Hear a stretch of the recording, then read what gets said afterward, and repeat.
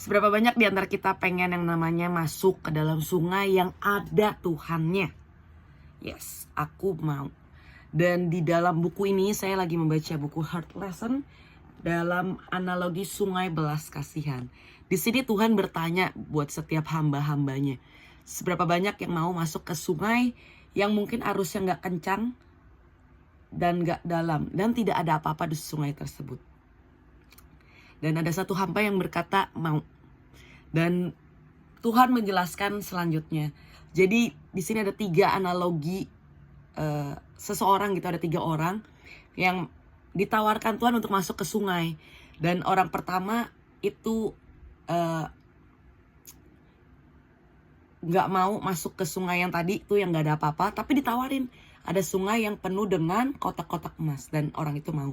Yang kedua juga sama, dia meninggalkan si orang ketiga ini yang masih menunggu di sungai yang gak ada arusnya, gak ada apa-apanya, tapi ditawarin Tuhan tentang yang namanya ada kuasa atau ada bola-bola kristal.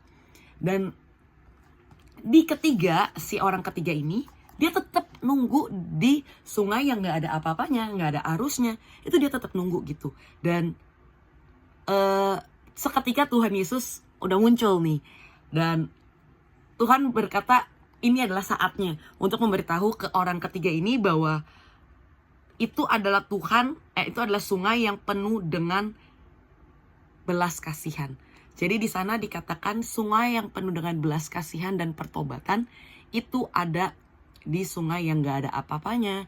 Mungkin kosong, gak ada arus. Itu sungai yang pertobatan.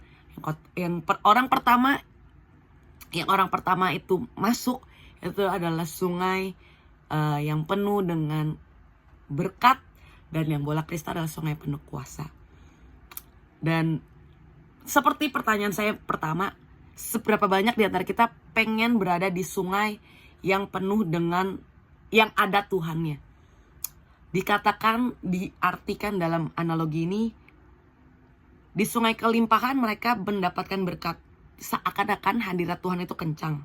Tetapi sebenarnya Tuhan Yesus nggak masuk di dalam sungai itu bersama-sama. Sama halnya dengan sungai kuasa atau sungai yang penuh dengan bola kristal. Dia dapat pernyataan kuasa hadirat Tuhan yang seakan-akan kuat. Tetapi nggak ada Tuhan di situ. Nggak ada Tuhan yang bersama-sama mereka. Tapi berbeda dengan sungai yang nggak ada arus, nggak ada apa-apanya.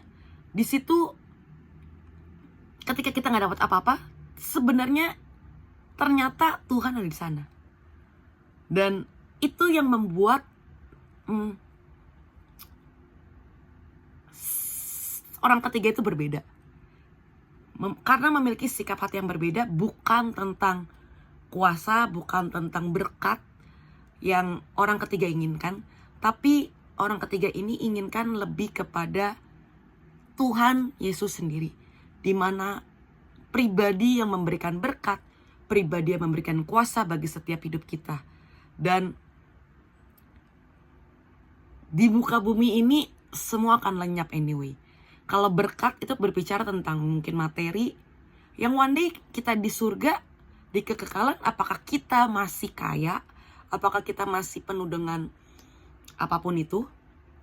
I don't think so. Sama hal dengan kedua, kuasa itu berbicara tentang yang namanya nama baik. Apakah kita di surga dinilai, dijuriin untuk punya nama baik atau pernyataan kuasa? I don't think so. Tapi ketika kita punya sosok yang ketiga, yaitu Tuhan Yesus sendiri, it's totally different. Karena kita di surga juga ketemu Tuhan. That's yang membedakan kita sebenarnya kayak kuasa berkat itu sementara gitu berkatnya. Dan itu memang gak mudah karena kita masih daging yang hidup di dunia yang penuh dengan keinginan untuk kaya, untuk mendapatkan nama baik. Tapi aku belajar untuk yang namanya menginginkan Tuhan itu lebih dari apapun. Menginginkan Tuhan karena Tuhan yang menciptakan setiap hidup kita gitu. Dan hari ini mau gak kita benar-benar menginginkan Tuhan lebih dari segala sesuatunya.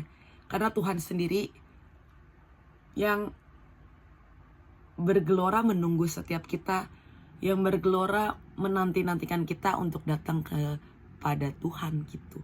So yuk benar-benar datang ke Tuhan dengan sikap hati. Bukan berkatnya, bukan kuasanya, bukan mukjizatnya, tapi benar-benar menginginkan Tuhan lebih-lebih dari apapun secara pribadi. Thank you semuanya, God bless you.